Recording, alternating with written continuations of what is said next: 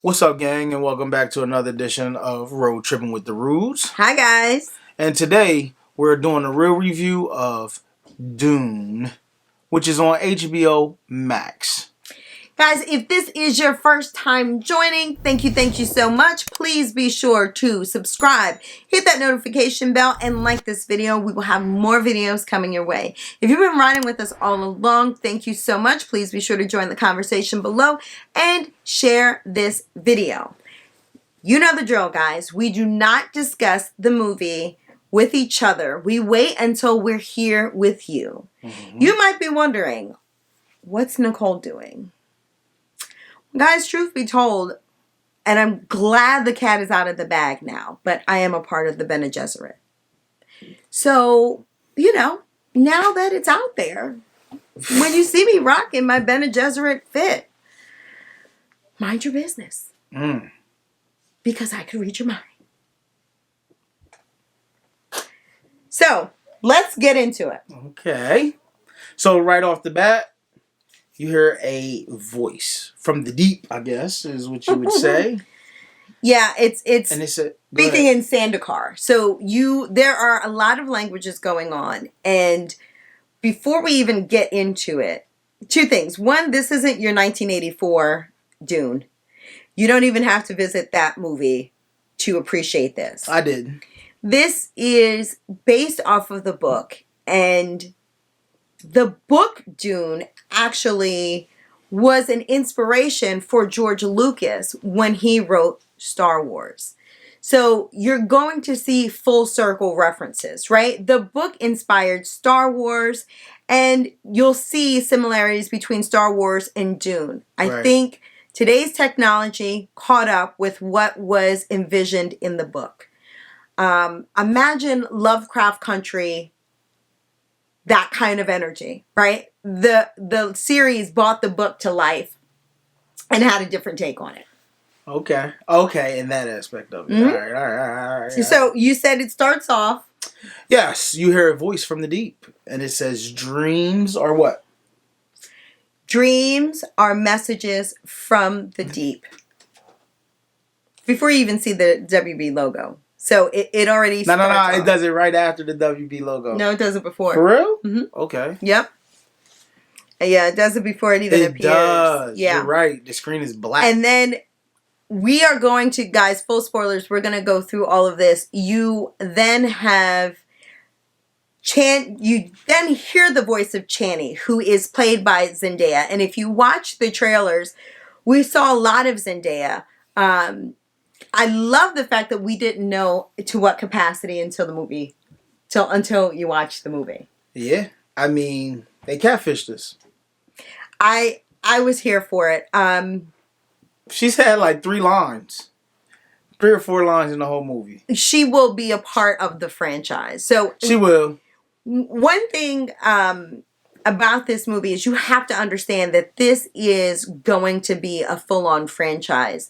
If they are basing it off of the book, you probably have another 6 or 7 more movies. Let me say this. The first one might go by my comic book rules of being an origin story, and that might be why I didn't like it. Part 2, I am holding out hope that I might like that one. I will say this ended with a bright spot, that kept me interested. Okay, I might take a look at part 2. You know what I'm saying? Guys, as soon as we hear Chani and she's describing her home planet of Arrakis, and you hear the beat and the rhythmic sound, and it almost sounds like the heartbeat of a person, I was sold. Arrakis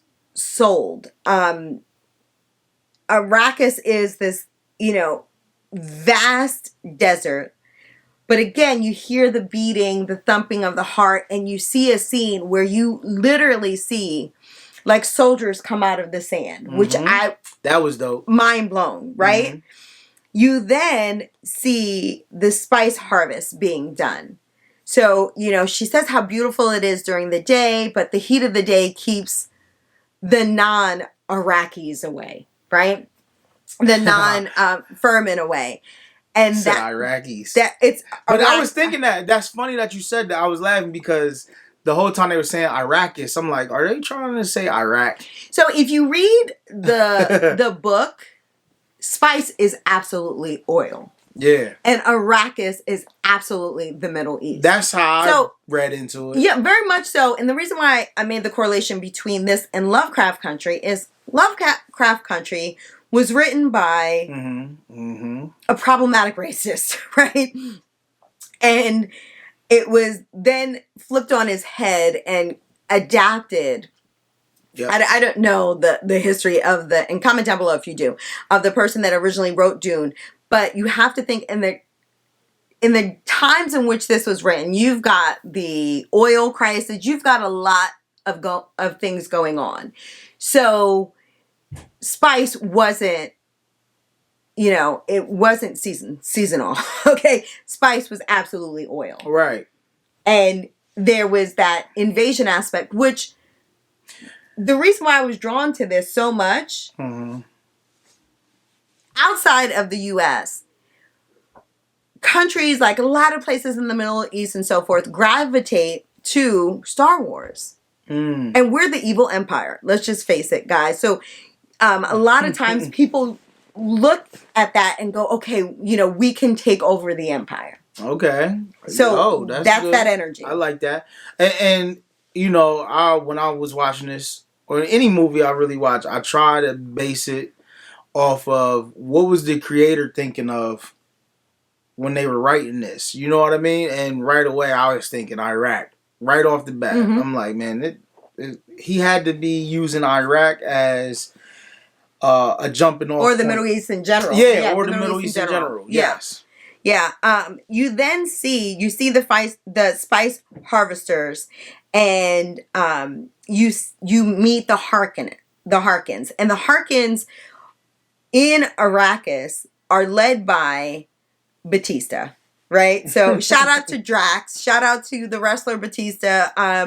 What was his name in C? What is his name in C? Guys, if you haven't seen C on Apple Plus, that's definitely one to watch. But it is. Batista, he is definitely starting to solidify himself as someone in Hollywood. I won't say a brilliant actor, but someone we're very familiar with him. It's not like, okay, it's just a wrestler that did one movie. Right. It's no longer the Rock wannabes. You know what I mean? Like, he actually is solidified. He has his place in Hollywood history, unlike John Cena. Okay. Right. So he's sent there by the Baron Vladimir, which is his uncle. Shout out to Thor's Jane's scientist friend. They did a great job with his makeup because I didn't even recognize him. Okay. So I was here for the cast. Yeah, the cast was it was star-studded, but the people that you thought were going to be headliners kind of were playing like the background role. Like Zendaya, mostly. Who else was a big name I was looking forward to?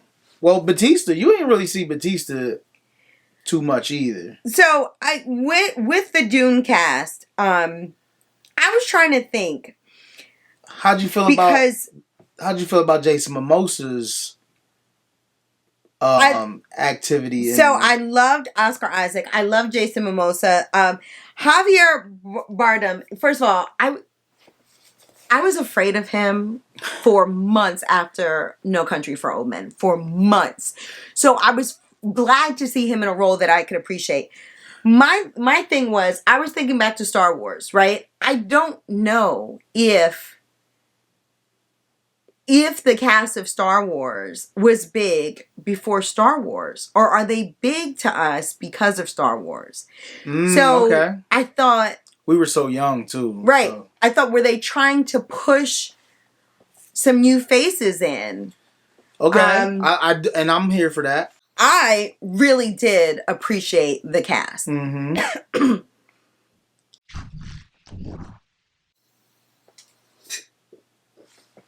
So, for me, it worked. Got you. For more tips on how to be a Bene Gesserit, make sure to check out our Instagram at Road Trip with the Roots. You then meet Lady Jessica. Okay. And her son Paul at a dinner table. Mm-hmm. It definitely gave me the Star Wars vibe, so I could see that. I loved it though. I'm gonna tell you something though, real quick before you jump into that. Thanos, Josh Brolin was the only thing really keeping me glued to this. Really? Because I was just acting like he was Thanos. The table. Anytime I heard him, it just sounded like Thanos. The table scene of Jessica and Paul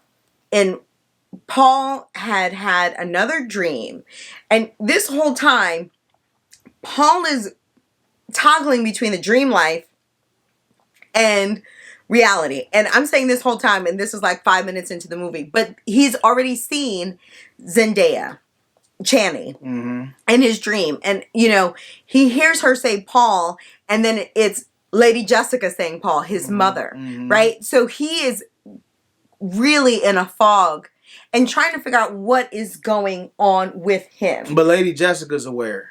Yes, but it was almost like a coming of age story. Yeah. He's going through puberty with gifts. Okay? Right. So, she has him practice, and that's where you start to see that he's learning in the way of the Bene Gesserit, and you also then see that he is studious. He's learning so much about the Furman and learning or trying to prepare himself for their trip to Arrakis, right? You then see... And at the same time, he's trying to decode his visions. His visions. He's trying to make sense of it, right? Yeah.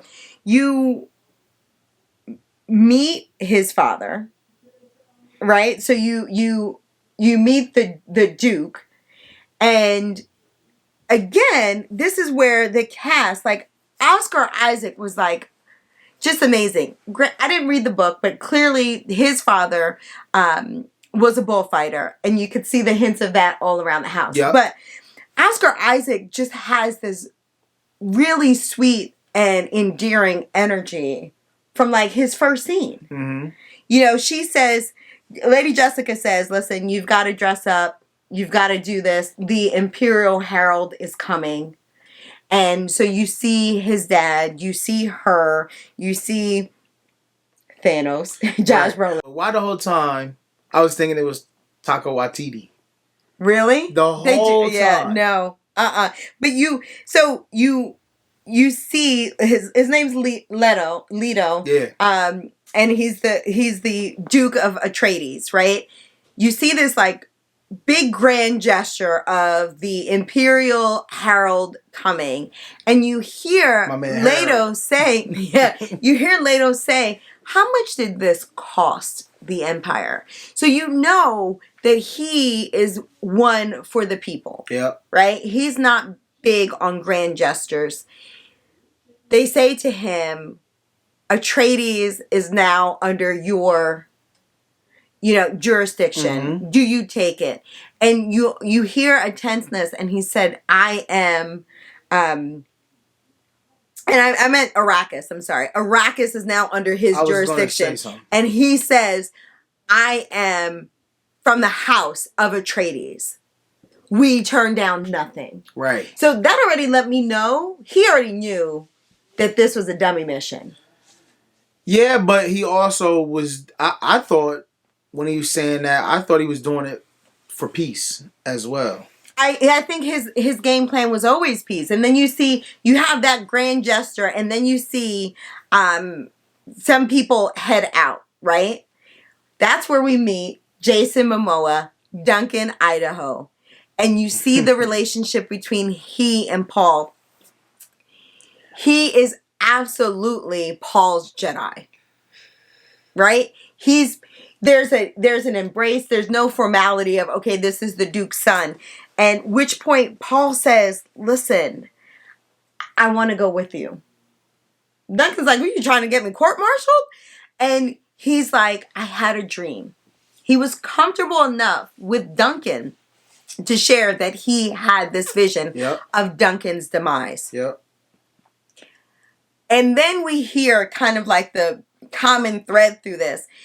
Duncan brushes him off and he's like, you're not taking me seriously. So I think we're going to see points throughout this story, not just this movie, but throughout the arc of the story of Paul feeling like he has to prove or validate himself because people are going to brush him off. What were your thoughts when you first met him? Like, well, go back just a little bit. I think did Josh Brolin do the little training session? no, not yet. Oh, okay. Because then you after he speaks with Duncan, you have him see his father, and his father is at his grandfather's grave, right? So by his father visiting his father's grave, and it's like on a hilltop, I think that the father is starting to sense that this is not the trip that he would have wanted it to be. Yeah. Right? So he's like super reflective and... But back to, you asking me about that scene, I did pick up on one thing when he was telling him about the vision. He said you were with the, what is it? What are they called? The Freeman. The Freeman. No, not Freeman. Furman. You were with the Furman. So he said that... I'll let you know my whole thought of Freeman and Furman. I'm sorry, guys. Yes, you were with the Furman. Yeah. Okay, I see where you're going with that. But he was with the Furman, and that's what Paul told him. So he's like, okay, so I did catch him. You know what I mean? I did find them. Yeah, I did find them. At least we know that. That's a good sign. That's not a bad sign. So I took from that, like, okay, Duncan's not really taking him serious. You know what I mean? Like, he's like, hey, at least I found him. But Paul's like, hey, I actually seen you die, my G. Yep. But here's the thing that we later find out through the movie that Gurney, which you call Thanos, right? Josh Brolin. Gurney. See? I didn't even know that was his name. I was about to say, who's Gurney? Gurney and Duncan, Idaho are known within the galaxy as being those fighters. So actually, there's one scene where they like mention their name and they're like, yeah, go ahead. Yes. Yeah. So they do mention their name. So they like, two things. One, Duncan is Paul's teacher. And just like, with parenting, when your child falls, if you go, your child is startled. So you want to remain calm at all times. So we don't know what Duncan was feeling, but he wanted to keep his game face on for Paul, which is something that his father did, which is something that his mother did. But I feel like as he gets stronger, he's going to be able to read and sense that. And so that dynamic of people being able to kind of not pull the wool over his eyes, but kind of calm him is not going to be there. Okay. So, you have that moment between Paul and his dad at the grave where his dad's like, I want unification, and his, Paul's like, I don't want to be a duke. And his father goes, neither did I. I wanted to be a pilot. And then fast forward, we see his father's an amazing pilot, right? Yep. But he says, great men answer when they're called, or something to that effect. So he's saying, listen, this might not be what you want, but it was written. This is it. I got a question real quick. Yeah. Now, Duncan, we know he's a pilot. And we know that he was training Paul. Yes. We see Paul, fast forward, we see Paul flying. Yes. Do you think Duncan trained him to fly, or how did he get his flight training? So this is what I have this crazy theory. Crazy theory time. When you see the scene of Gurney training Paul, right? Yep. He's like, I don't want to train today. And he's like, well, Duncan's not here. I'm going to train you. Put your shield on. Let's get it going. And he's like, I don't want to. He's like, you don't have to be in the mood to. The reason why I think we didn't see as much of the big characters or the big name actors is this was very much giving me Tenet vibes. But okay, go From ahead. the standpoint of, we know in this movie, Duncan Idaho dies. Yep. Do I think we will see Duncan Idaho again? Absolutely. Well, that's the part that I'm hoping they avoid, right? I don't want to go to part 2, and then part 2 is almost like a prequel. I don't think it's going to be so much as a prequel, as much as it is of little flashbacks. Okay. Like, just small flashbacks. Oh, you mean like how the Eternals did flashbacks like that? No. Right, and you know. If you have watched the Eternals, be sure to check our review for that. But no, I think you have a Tenet situation going where there's going to be alternate realities. Okay. And I think within that, you'll also have some flashes back. The reason why I say I think you'll have kind of that Tenet energy, we hear Chenny and we see Zendaya, but then towards the end, you start to see Jameis, and you see Jameis speaking to Paul about the way of the Furman, but we know Jameis dies. Right. So I think that in one reality, Jameis is his teacher as far as the way of the Furman. Okay. The reason why I say this, and guys, I'm sorry that I'm jumping all over the place, but there is a whole lot of which I love, right? So you have this scene where you have Thanos, Gurney, fighting with him. You start to see the benefits of the shield, right? So when they fight, there is a shield that protects them. Yeah. And while Gurney's fighting with him, I was here for all the fight scenes, by the way, but while Gurney's fighting with him, he says the Harkins had 80 years of ruling in Arrakis. You think they're just going to give that up? And I fought the Harkins. Like, Gurney and Duncan have fought everywhere. Yeah. Okay? They are the Diddy and Mace, been around the world. Yeah, kid. All I'm on the rise. Yeah. Okay? And fought everyone. They in them streets. So he's trying to prepare Paul. Right? And so then we learn from Chani in the intro that they have more money than the Emperor. Right? Yep. At the end of the day, Gurney knows, I've got to get Paul ready. This is not going to be a cakewalk. So, you know, in the beginning, Chani tells us in the beginning that the Harkins have more wealth than the Emperor, right? They're not going to freely give that up. Later, Baron Vladimir of the Harkins, of the House of Harkins, confirms that the Emperor is a jealous man. The Emperor is jealous of the Atreides. So you've got Batista storming in, and that's not his name, but, you know, head of the Harkins. You got him storming in, why would we give this up, Uncle? And he says, when is a gift not a gift? So the Baron already tells him, calm down. We'll be fine. This is the Emperor's way of killing off the Atreides. This is, Arrakis is considered a dead land, right? A planet where they could say, hey, the Atreides arrived in Arrakis, weren't strong enough, and the Furman killed them. By the way, we never see the Emperor. No. Just so you know. I've got ideas, though.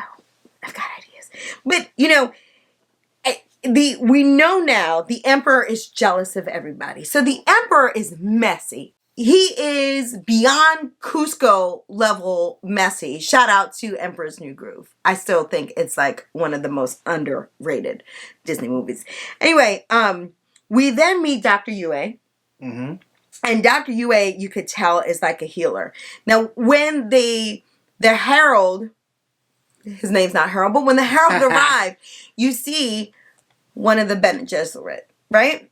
And you immediately see kind of like the angles between her and Lady Jessica. The reason why you do is because Lady Jessica is a part of the Bene Gesserit. And that's where we kind of learn that each house has a Bene Gesserit. And there's also one for the emperor. These are people that are powerful and they bend your mind. Right. They control what you do and what you say. And she knew that Jessica was training her son in the way, which was a major violation. Right. Major she violation. wasn't feeling that at all. Because it is only supposed to be females trained in the Bene Gesserit way. Mm-hmm. She says, Jessica, you did that out of arrogance because you thought you were going to birth the, and she uses, I forget the term, but basically the one, which is the male heir trained in the Bene Gesserit way that can bend space and time, which is why I think we're going to have a Tenet situation. Yeah. No, that makes sense. Because he's still young and he's trying to figure it out and he sometimes doesn't feel heard, doesn't feel validated, I think that he will have the arrogance to think that he could go back and correct things. Okay. So I think he's going to relive certain things with different players. A la Doctor Strange. A la Doctor Strange and Spider-Man. Like that dynamic. Okay. And sometimes the Doctor Strange will be Channy. Sometimes it will be Jameis. Right. Sometimes, we don't know. So you see Dr. Yue, who is a healing doctor, clearly. Lady Jessica's like, please check Paul, make sure his vitals are fine. And Paul's like, Dr. Yue, what's going on? And he says, the Bene Gesserit have their way, but I think they kind of have their agenda. Mm-hmm. He then meets the Reverend Mother. And she tests him. Yep. Puts his hand in a little steel vice, I want to say. Yes. Yeah, like something. It was definitely squeezing that hand. And she had the needle to his neck. Yep. And if you move, you die. Yep.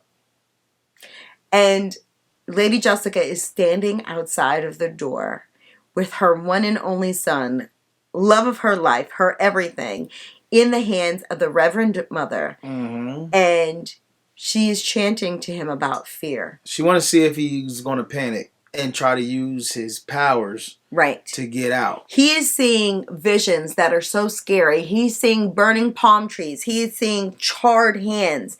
And you hear Lady Jessica whisper, fear is the mind killer, right? Mm-hmm. I will face fear and allow it to pass over me. Only I will remain. The only I will remain, we then end up seeing later because we hear Leto say it in kind of like a telepathic message to Jessica, right? Like deathbed. Yeah. So, first of all, at the end of the day, the Reverend Mother, she's been around. She's been around the world. She has. So she said, listen, if you were unable to control your emotions, we couldn't let you live. Right. Paul, I would have killed you right then and there. Mm-hmm. And he says to her, is it because I'm the Duke's son? It is because you're Jessica's son. Right. You have two legacies. She doesn't care about the title that an emperor gives. No, it is bigger than that. And I thought that was amazing. It was giving me the energy of almost Harry Potter. Like, no, you're special. And he doesn't realize that. And we get to see him learn that through this process. Yeah. She's so cold. She's like, goodbye, young human. I hope you live. Mm-hmm. Right? If he dies, he dies. That's the energy she's going into it. And, then we hear the chanting of, you see Jessica speak to the Reverend Mother. The Reverend Mother chastises her. Mm-hmm. He's listening and he's like, so am I the one? And she was chastising her about that. Yeah. You're arrogant. Training him. You're arrogant. Yeah. Right. And so he's like, am I the one? And Jessica downplays it. And then they arrive in Arrakis. Mm-hmm. And you hear the chanting of, is this the Lisan al-Khalib? Is this Lisan al-Khalib?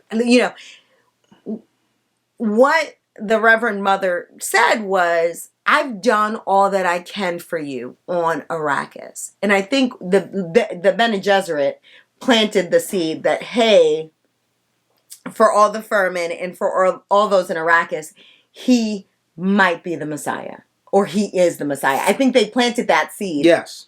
Oh, yeah. Because they wanted to keep him alive. Mm-hmm. You know? I love the difference in color and stuff when you arrived in Arrakis. But then Paul is still very studious. He's trying to learn. And then that's when that assassination attempt. Mm-hmm. His spidey senses are real. When they got to Arrakis, what did it look like to you? Like, the visuals, what did you see? So, for me, Atreides was gray and calm. Mm-hmm. Right? The Harkins were black and like blah. Yep. And Arrakis was this like... Harkins was almost like just black and white. Yes. Yeah. Arrakis was warm. What did you see? No, I wanted... Same thing, but I took it to another level. I think Arrakis looked like that because the spice was in the air. Oh, yeah. Yeah. That's true. That definitely could be it. You then... you have that assassination attempt where Paul's spidey senses catches on, and you find out that, first of all, the Harkins are vicious, right? What happened was somebody implanted themselves in the wall and remained there for 6 weeks. 6 weeks. For the sole purpose of trying to take Died in the wall. Right. Trying to take Paul out. But Paul catches it, right? Shout out to the Matrix. It was definitely giving you the Matrix noticed vibes. it immediately. Yes. And then you see the Reverend Mother of the Bene Gesserit with Baron Vladimir. Mm-hmm. And he's so gross, right? He gives you like Jabba the Hutt energy. Mm-hmm. And, you know, he lies to her because she doesn't care. She knows that the Harkins and the Emperor sent the House of Atreides there to simply kill them, to eliminate them. But she said, do not touch Lady Jessica. And by strength of Lady Jessica, her son Paul. Too, yeah. And he said, oh, I will not. He did say that. His game plan is to leave them in the desert to die. Right? Well, he's not going to kill them. He's going to let... The desert kill him. The sandworm. Yeah. Mm-hmm. There's big sandworms. We didn't explain that. So there's big sandworms that are going throughout the desert, and they can feel like the vibrations. Yes. On the desert floor. But the Furman knows how to survive. They know how to navigate the sand and navigate the desert to where the... as of in this point in time... That's what we think, right? That they know how to navigate that sandworm. Well, they have in the a movie name. we found they have out. a name for him. So there are Furmen that Can worship I think it's the Shah Halim, but I've got to double check. Comment down below if you remember the term for the sandworms. Yeah, he just at the end of the day, you have the Baron very much so petty. Right? And he goes, you know, they'll be taken by the desert. My desert. My Dune. So that's the only reference you have from the old movie is them saying my Dune. Okay. Right? So I thought that was a nod to the old movie. And that was just his way of getting around promising the mother that he wouldn't harm Jessica and Paul. Yeah. So he's just like, I'll just throw them out and leave them in the desert and they'll die anyway. So you've got the Emperor who doesn't have as much money as the Harkins and doesn't have enough influence as the Atreides. But you have these different houses. At the end of the day, the Bene Gesserit are still the most powerful. That's what I took from it. I'm like, at the end of the day, you know. Still the most powerful. They got it. They're really running it.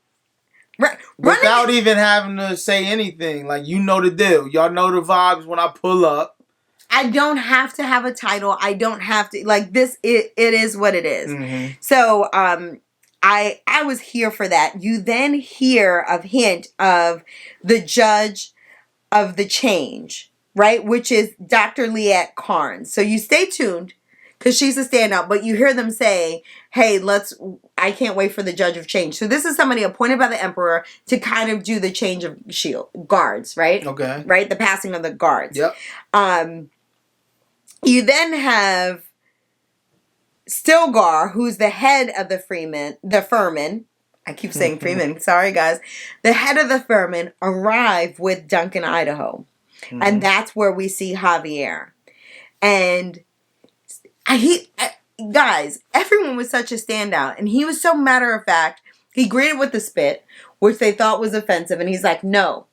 He is giving you the gift of his water, right? Water's hard to come by in the desert, ladies and gents. This must have been pre-pandemic. Yeah, like who doing that? You learn about still suits and how they capture perspiration and tears and all this stuff because it's literally, the desert is merciless for those that don't know how to navigate through it, right? The sun will beat you up. Absolutely. But, you know, Duke Leto's like, I want to honor your space. We just have work to do. And, you know, he's like, fine. Stilgar's like, fine. Paul wants him to stay, right? Because Paul's been researching, but this is like an actual Furman. Paul has a million questions. He's like, why don't you stay? He said, you know, it was something like, we appreciate your honor. Why don't you stay? And he says, my honor calls me to be elsewhere.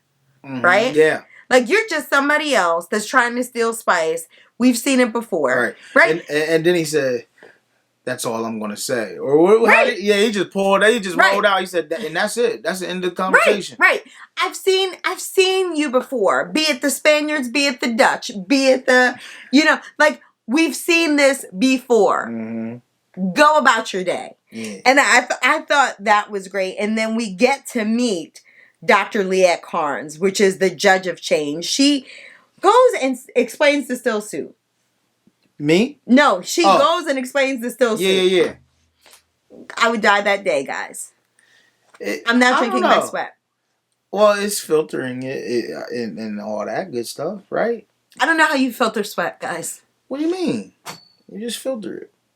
I can't drink Gatorade because to me it tastes like what in my mind sweat tastes like. So I couldn't do it. I could not do it. But I thought it was amazing because Paul rocked the still suit like an OG. And she said, have you worn this before? And he said, no, it just made sense to wear this. So then she says, yep. He shall know the ways as if he were born into them. Yep. Right? Yep. She's not admitting that she thinks he's the one, but she feels like he might could be the one, right? And, you know, she then takes them to one of their spice minings, and that's where we see Leto's commitment to people, right?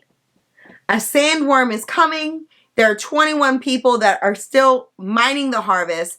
He wants to get them. They can't pick up. They can't pick up the actual harvesting vehicle. Right. And he's like, no, let's go get those people. It malfunctioned. And that's where we see for the first time Paul get high. Paul steps out and gets caught up with the little spicy spice. You know, like and the whole time too. Somebody's on the telecom with Duke Leto, and it's like, no, we can't leave the spice. And Duke said, listen, damn the spice. I don't care if you're sporty spice. I don't care if you're posh spice. I don't care if you're baby spice. I don't care if you're scary spice.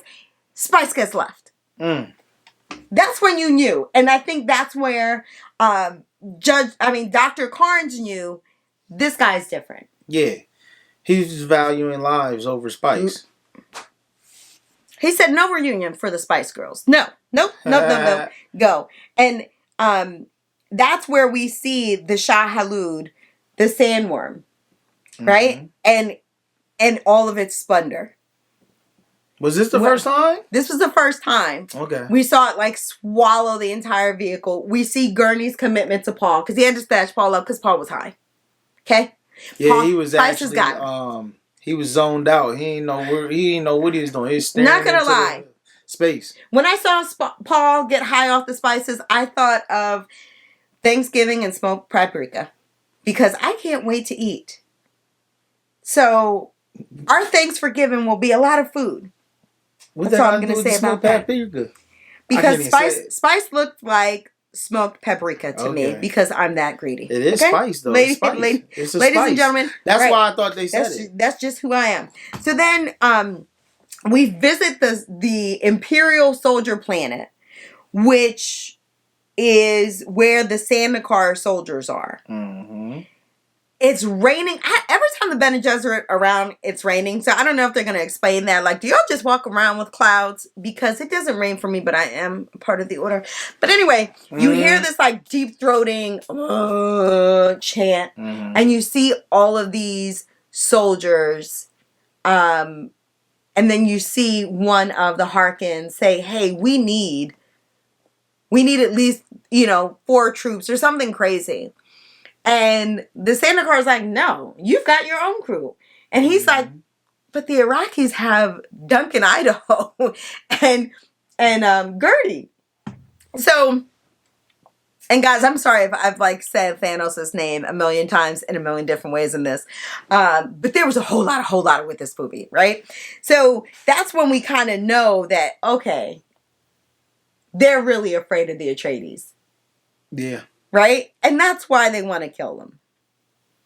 Right? So they get this support. So obviously, the Emperor has picked a side. Mm-hmm. You then see a very tender moment between Lady Jessica and Duke Leto, where it's clear he knows the end is near. Mm-hmm. He says, I should have married you. So then I'm like, wait, what happened? I assumed they were. I should have married you. So that's when you know that, okay, she was his concubine.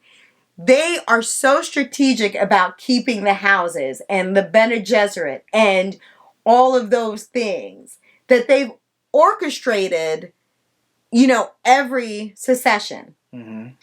Which is why they want to make sure, the Harkins want to make sure they kill Paul.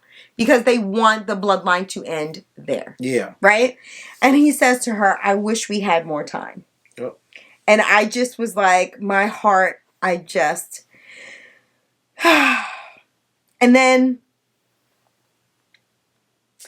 we watched the attack. That was down now. We watched the attack. They were starting to wake me up. We watched Leto die. We watched Leto get hit, We then see Gurney take the men off into battle. I think Gurney's still alive. What are your thoughts? Yeah, no, we didn't see him die. We didn't see him go. So when you don't see someone die, you definitely know they're still alive. The fight scene was incredible. The scale. There are some parts where you see the largest things in the world collapsing, and then you see how small the people are. Mm-hmm. You see the palm trees that Paul had the vision of on fire. Mm-hmm. The with me, and then you hear the Scottish music. The symbolisms of when you see the Atreides coming down the steps and fighting the Harkins that are coming up to attack them, right? So they're ready to go. And for the record, they're beating the Harkins, right? But in behind them come the Sandakar, the Imperial Army. So they get backstabbed, right? Mm-hmm. So they get snuck from the back via the Emperor. They did not expect that. Nope. So I thought that symbolism was like beyond on point. You then see Leto, and then you see Dr. Yue, and I'm like, okay, Dr. Yue is going to save him.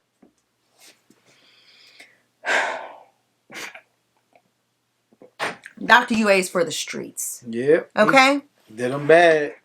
Dr. Yue is for the streets. He's a traitor. Dr. Yue has the nerve to apologize. I'm sorry, my Duke. The Harkins have my wife.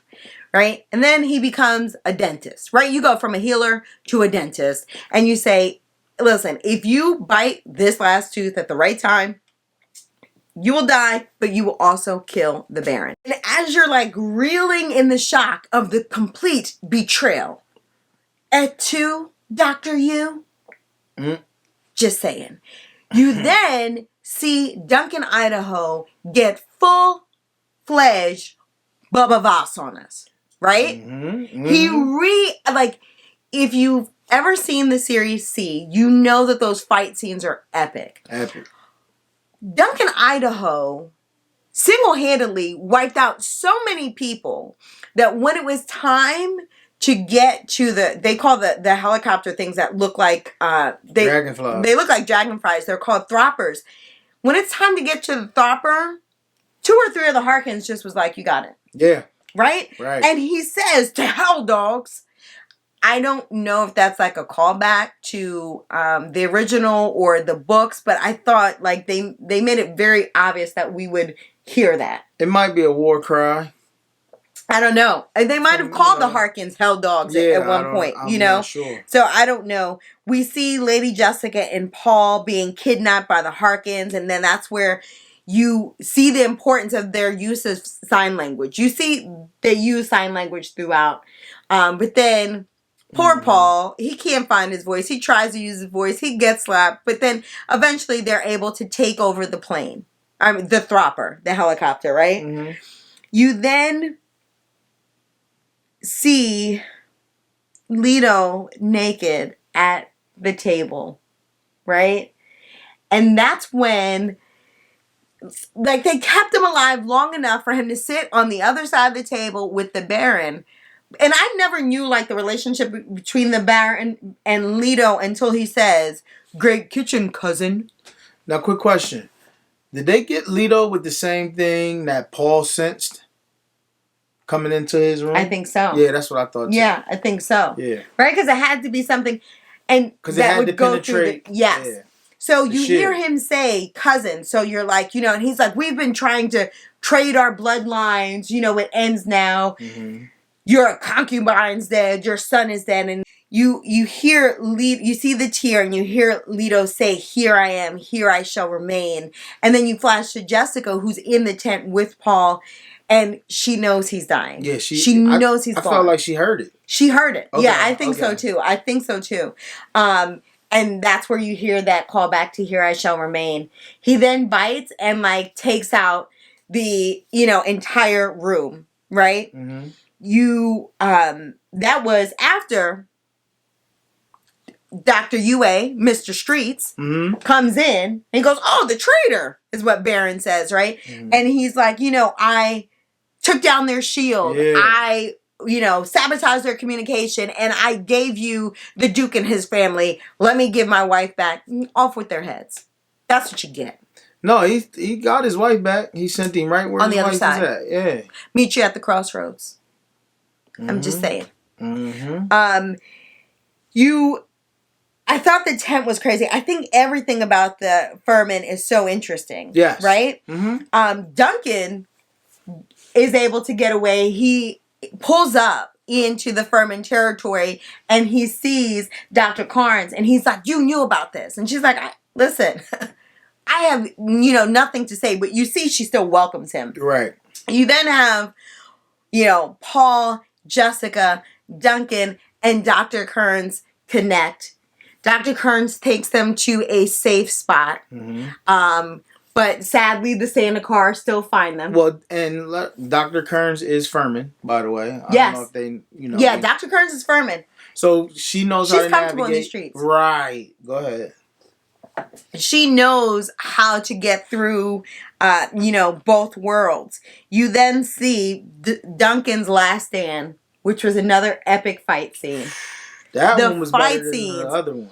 Man, the fight scenes keep going. Paul does not want to leave because here is Paul's vision. He is actually there. It's happening. But he still can't do anything. And I think when Paul realizes he can bend space and time, you're going to see him try to right some wrongs. Ooh. I absolutely think he's going to try to go to get Duncan back. So I don't think that's the last of Duncan's character. See, I didn't think that far because I wasn't that interested in the movie.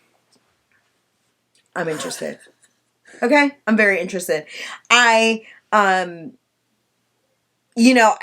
they get away and, Dr. Kern says, "Hey, you go this way, I'll go this way." And they're like, what about you? And she's like, "Oh, I'll catch the next one." No, guys. Because Dr. Kearns is Furman. Yeah. And she sets out a thumper in the sand to call the Shah Khalid. Mm-hmm. She grabs 2 big, hooks. She's about to catch a ride on a sandworm. What's more gangster than that?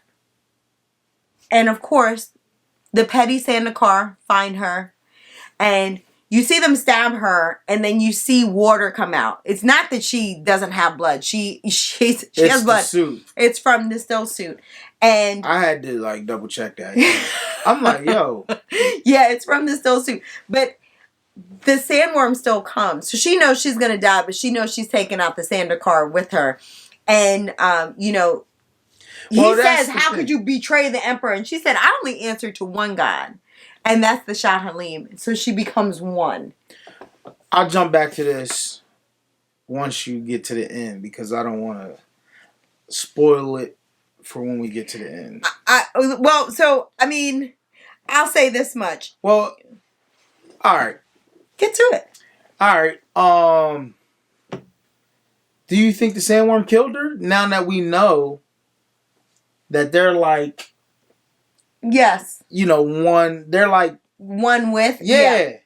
I think so. Okay.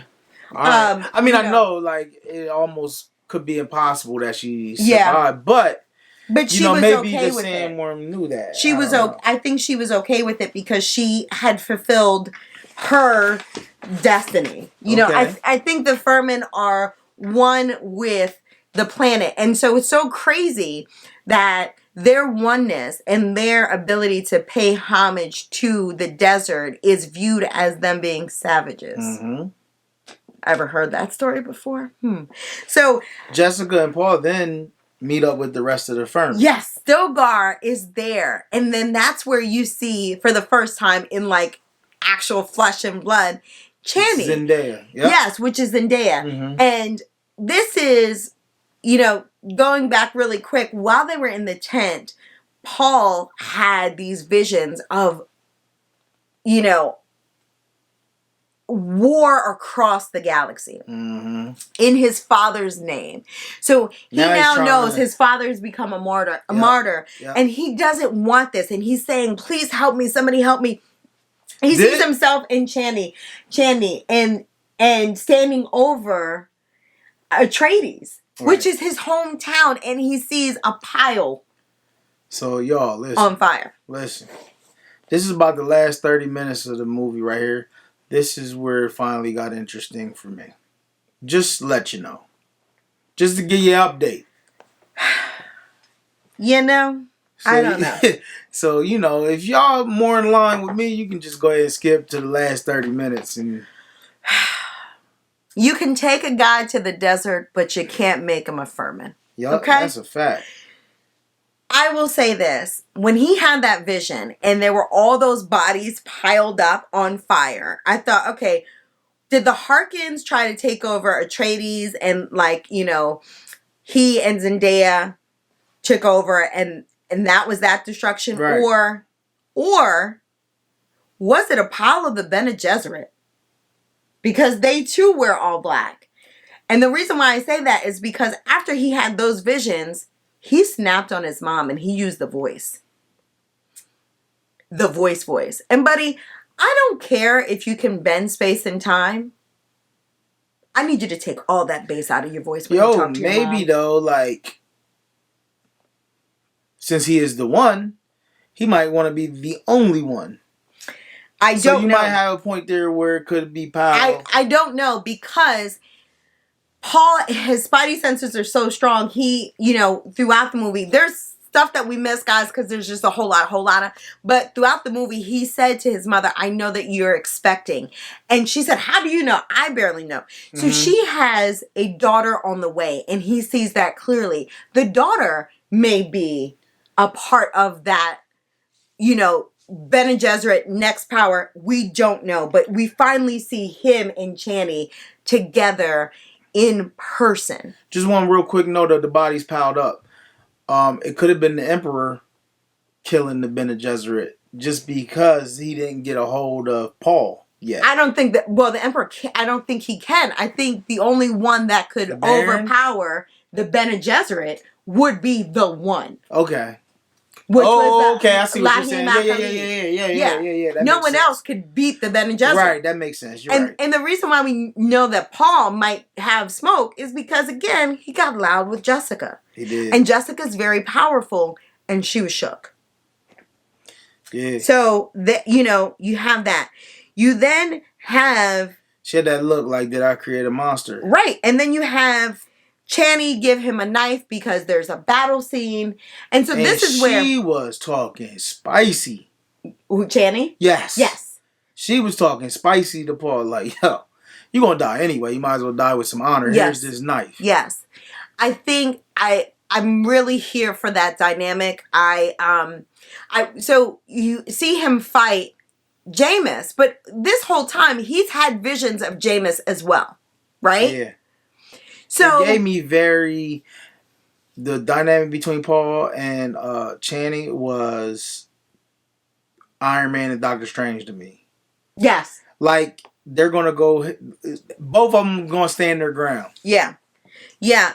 And so for me, when he goes to fight Jameis, he doesn't intend on killing him because he's seen him. Well, he's never killed a man either. Right, but you show me the way of the Furman. I've seen visions with you. They would be the same as him killing Zendaya. Like, I've seen visions with you. I don't think he was prepared to kill him. Well, he didn't know the rules. He didn't know that was the rules. Yeah. He was just trying to... He was just trying to finesse him, show him, like, listen, this ain't what you want. Listen, this isn't Duncan. He was like, yo, this ain't that type of party. This isn't a training session with Duncan. Right. This ain't that type of party. All the way real. The only way somebody wins is death. Yes. And you see them walk off with the Furman, and you know that there's more to this story. Yeah, so he does kill him, by the way. He has to kill him. He has to, or he's going to die. He is led with Stilgar. Initially, they weren't going to keep Jessica, but they realized that Jessica was strong. Right. So this will be the first time that the Furman have a Bene Gesserit in their pocket. Them. Yeah, 2 of them. 2. And the third on the way. Oh, yeah, and a third 2 on the way. 2 and a third on the way. Okay? So when they showed that scene with him walking off with them, you seen Furman actually riding. Yes. So that's why I was asking if you think that killed her. No, I think it did. Okay. I think it did. Overall, what do you give this? I'll give it 2. And it picked up that last one at the last 30 minutes. Because it was going to get a 1. I remember one of my earliest childhood memories. 2 tire tracks, by the way. I just said 2. One of my earliest childhood memories was watching Star Wars at the movie theater. Shout out to our Apollo dinner night. We'll include that video. But was it New Hope or was it Empire Strikes Back? I mean, I'm old, and I'm okay with that. But I remember going But which one was it? New Hope's the first one, or was it Empire Strikes Back? Empire Strikes Back, I think. Because the New Hope was early before you were born. Yeah. So I think it was Empire Strike Back, and we went to Beefsteak Charlie's. Again, we'll include our video where I have a whole flashback about that. But I was R2-D2, and my brother was C-3PO. Like, Star Wars was my thing. And when I met Chewbacca in Disney, I'm full-fledged groupie mode, okay? What a time to be alive. I'm so excited about what is to come with Dune. Agreed. I mean, no, not with Dune. What a time to be alive. Hater. I am thrilled. I give this movie 4 strong tire tracks. Strong. Listen, all weather. Because I'm excited about what's to come. There are those moments where you are witnessing pop culture history. And dare I say this is one of them. I hope not. It was my eyelid. That joint made my eyelids heavy. You will see very similar to Harry Potter. You will see people rep their houses. You will have that Furman energy. Oh, shit. I absolutely think that this, dare I say, is a movement. She's trying to be out in front. I see you. I'm not out in front.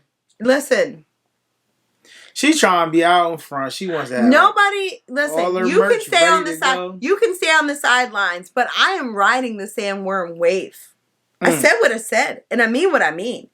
And I'm rolling with Josh Brolin. I am here for it, guys. If you are like Corey, let us know. If you agree with me, let me know. What parts did we miss, or what were some of your favorite parts? Let us know in the comments. If this is your first time tuning in and you haven't done so already, subscribe. What are you waiting for? Yeah. We have more real reviews coming your way. November is a busy month. We will also have travel and all things road tripping with the Roots. Even when we don't agree, we will still be here for you. So, until the next time, guys. Keep tripping in your doom buggy.